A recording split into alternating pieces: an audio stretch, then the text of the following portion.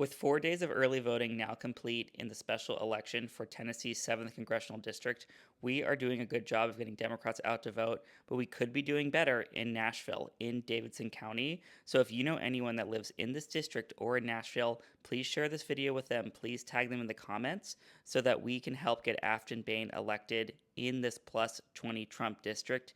If she is able to pull this off, if a Democrat can win, we would accelerate the lame duckification of Donald Trump as more and more people will realize that hitching themselves to his disastrous policies will spell electoral doom for them in the future.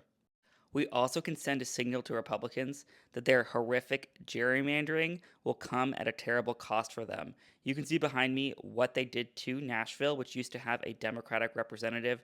They split Nashville into three different congressional districts, thinking that they could dilute the power of Nashville voters. Well, we can turn this gerrymander into a dummymander by winning this race in the 7th Congressional District.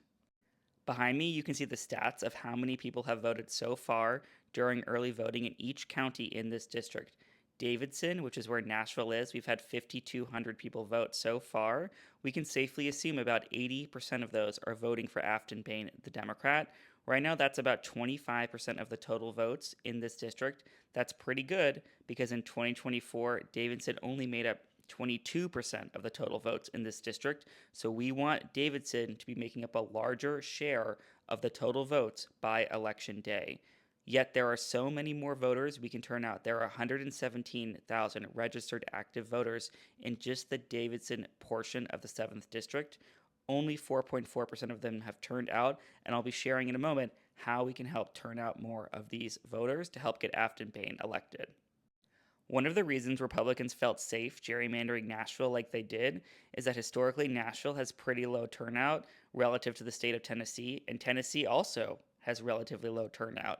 In the 2024 election behind me, so many of these areas in Nashville in the district were getting between 30, 40, 50% turnout, while the state as a whole was turning out at above 60%.